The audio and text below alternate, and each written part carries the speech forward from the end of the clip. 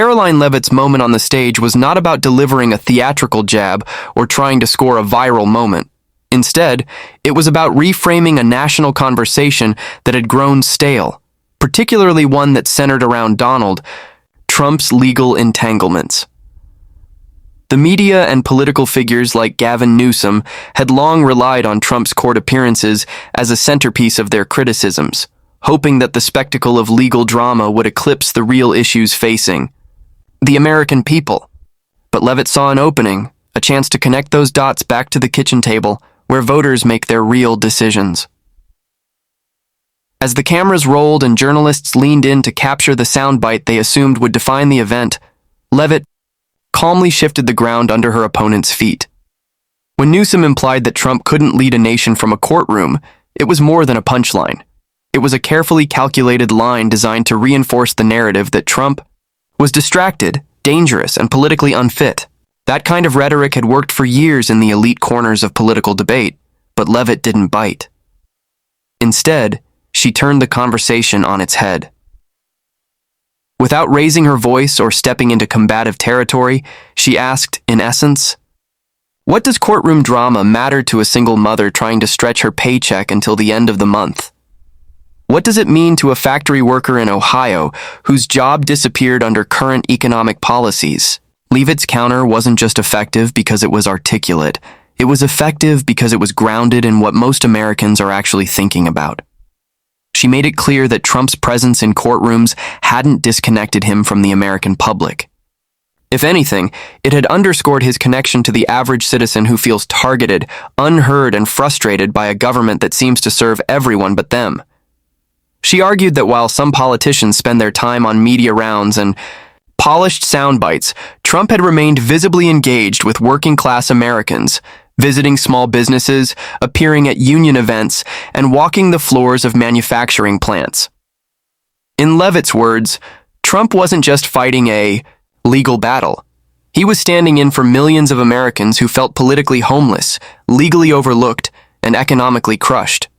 She pointed out that while critics were obsessed with indictments and court schedules, Trump's message was still being heard and embraced by those whose lives were upended by soaring grocery prices, rising rent, and the relentless erosion of middle-class stability.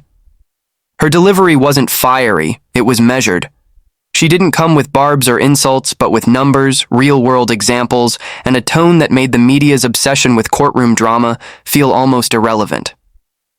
For every mention of Trump's legal issues, Leavitt had a counter rooted in inflation statistics, border security data, or stories from Americans she had met on the campaign trail.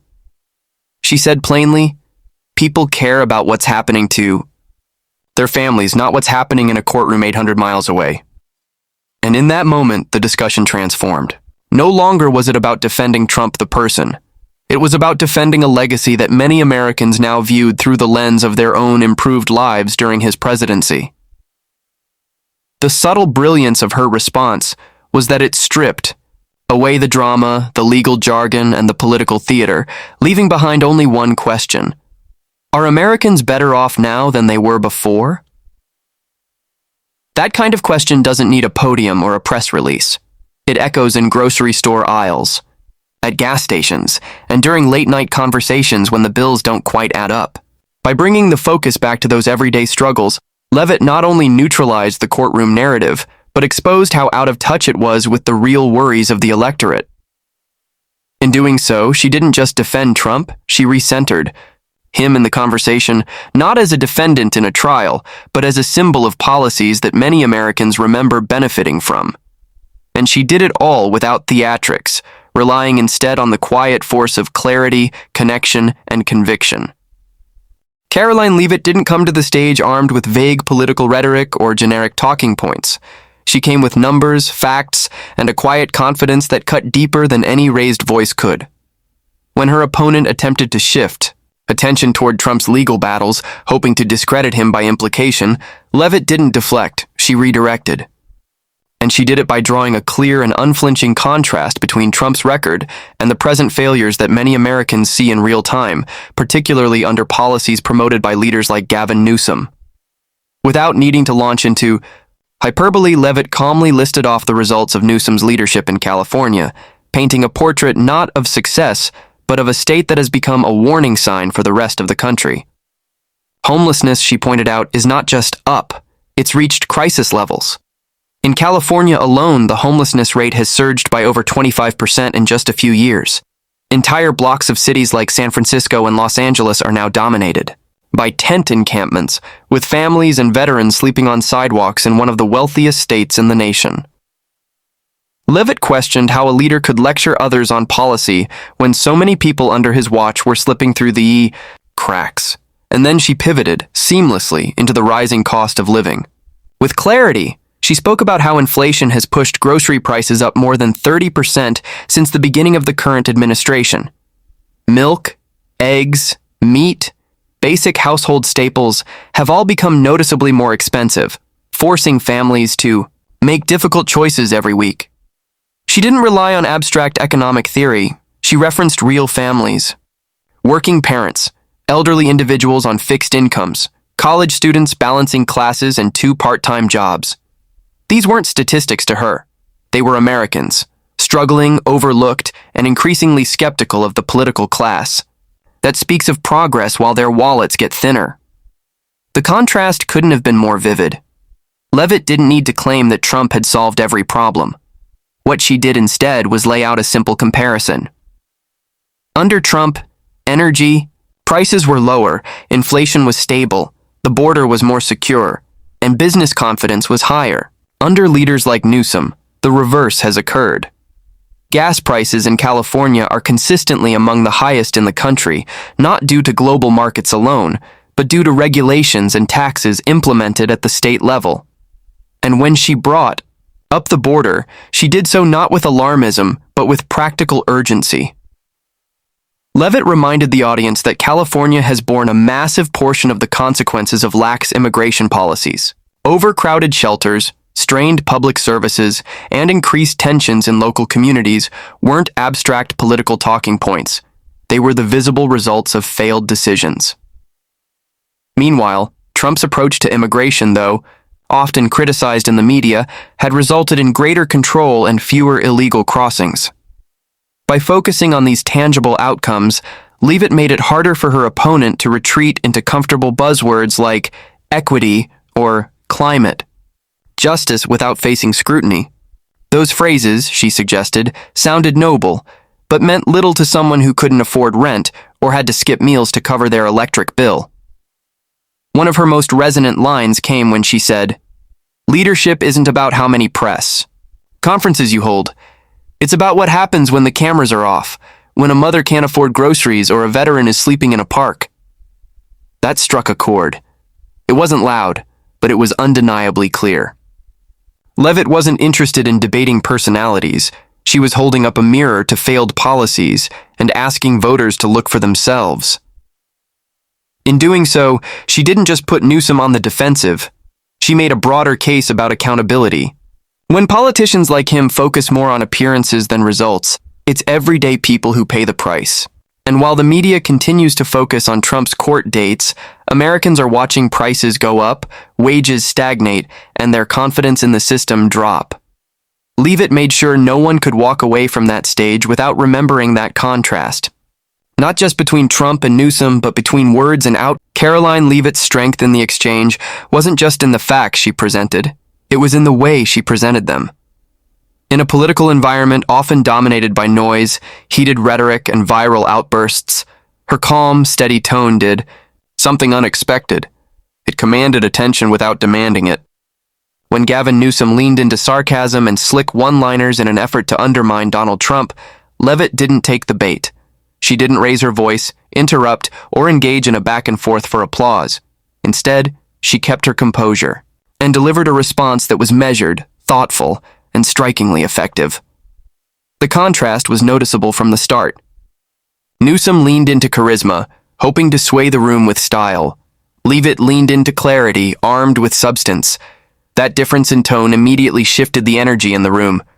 While Newsom's remarks received a few obligatory laughs from partisan corners, Leavitt's response drew a different kind of reaction: quiet focus.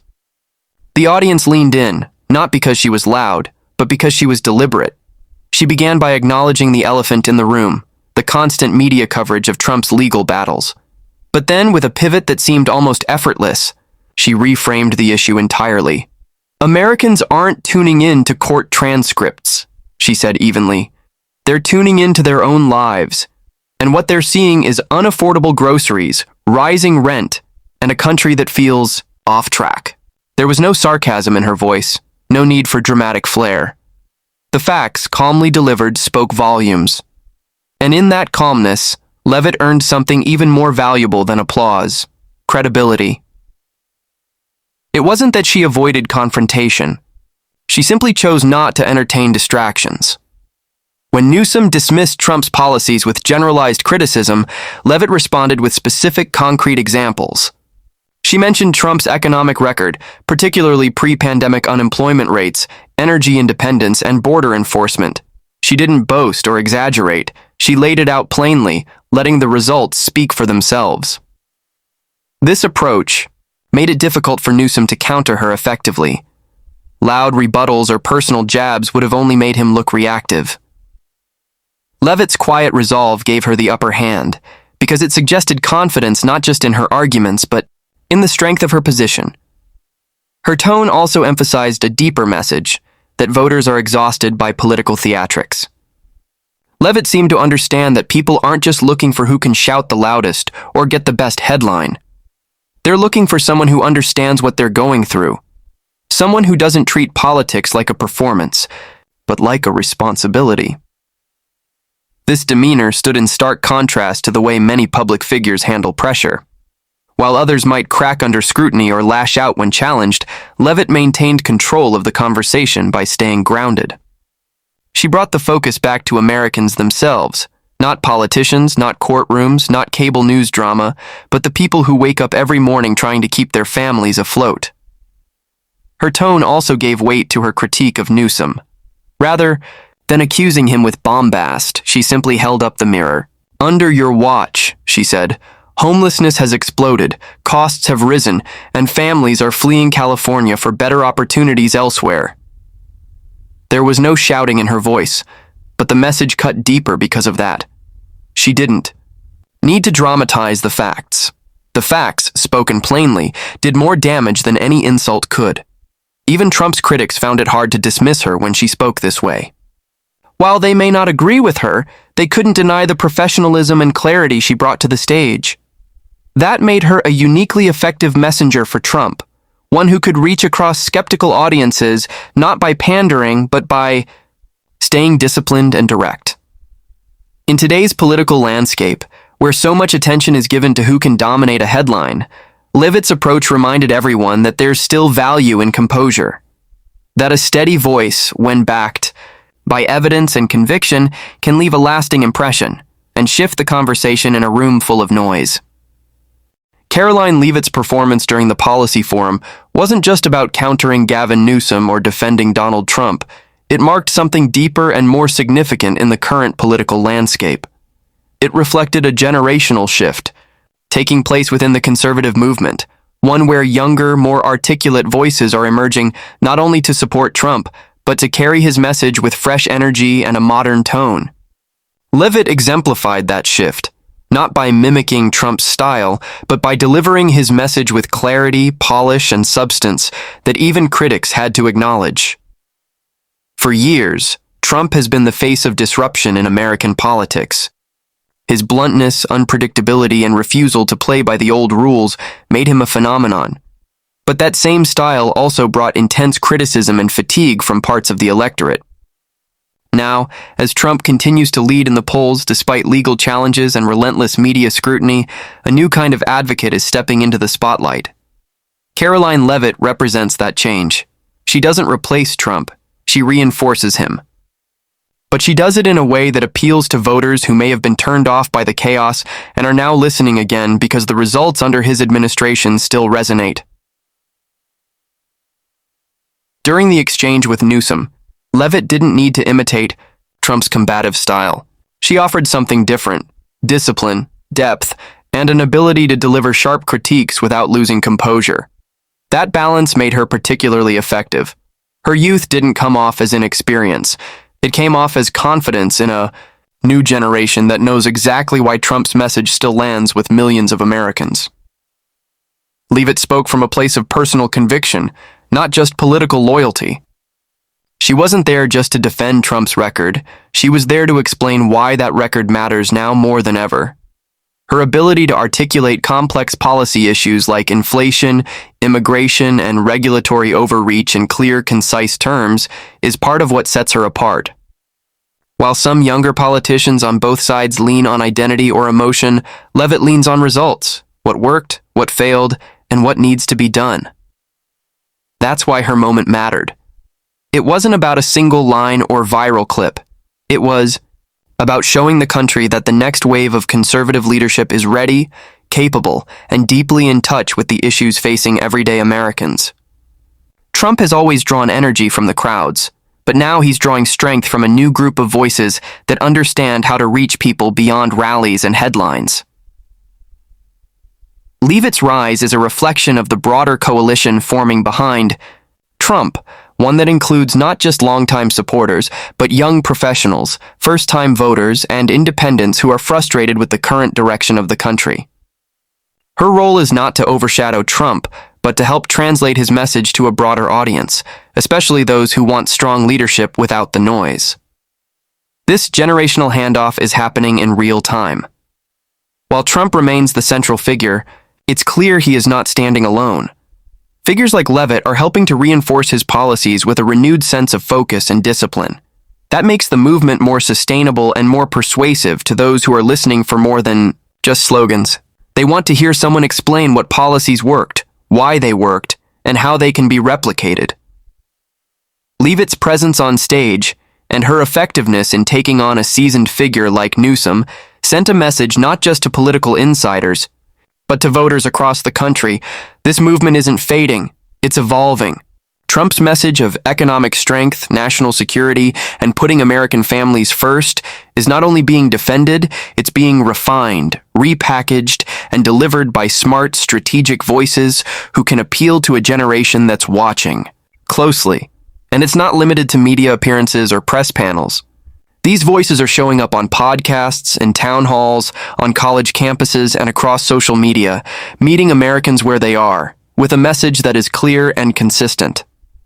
Leavitt's emergence in this space isn't accidental. It's part of a broader effort to ensure that the ideas Trump pushed forward don't just survive, but grow, adapt, and carry into the next era. Karoline Leavitt's performance during this political moment wasn't just about delivering a sharp rebuttal or making headlines. It symbolized the growing strength and resilience of a movement that many had prematurely counted out. While Gavin Newsom and others continue to rely on traditional political tactics, polished soundbites, courtroom critiques, and media spin, Leavitt took a different path. She leaned into authenticity, facts, and lived experiences. And that difference made all the difference. What stood out most wasn't a single viral quote or flashy exchange. It was the tone, the control, and the unmistakable shift in momentum she created. Leavitt reminded Americans that behind every political talking point are real people living with the consequences of failed policies. Her ability to highlight the contrast between soaring prices, overwhelmed borders, and rising crime versus the stability and economic strength many remember from the Trump years gave her words a staying power that transcended the moment. She didn't defend Trump by brushing past his challenges. Instead, she grounded his legacy in everyday realities. When critics fixated on courtrooms, she redirected attention to classrooms, paychecks, grocery stores, and small businesses. That recentering of focus made the legal noise seem small in comparison to the big picture of people's daily lives. Trump, in Leavitt's framing, was not just a political figure under scrutiny. He was a stand-in for Americans who feel overlooked, underestimated, and exhausted by a government that no longer seems to work for them. Moreover, Leavitt's performance represented more than her own capabilities. It symbolized the maturing of a new generation of conservatives. Young, sharp, and deeply in tune with the concerns of both older and younger voters, she brought forward the next wave of voices who are ready not just to echo Trump's policies, but to carry them forward with fresh energy and precision. She didn't need to shout to be heard. She simply spoke the truth that so many recognize but rarely hear, reflected in elite political conversations. In doing so, she proved that Trump's movement is not stuck in the past. It's evolving, adapting, and growing stronger, not despite the challenges thrown at it, but because of them. The opposition's focus on legal theater only fuels the sense among many Americans that the system is being used to silence political threats, not serve the public good. Leavitt voiced that concern with care, making it clear this isn't just about Trump, it's about who gets to have a voice in America's future. So while some saw the event as another round in a familiar political battle, others saw something much more important: the arrival of a rising voice with the clarity to cut through spin, the composure to withstand pressure, and the conviction to speak for millions.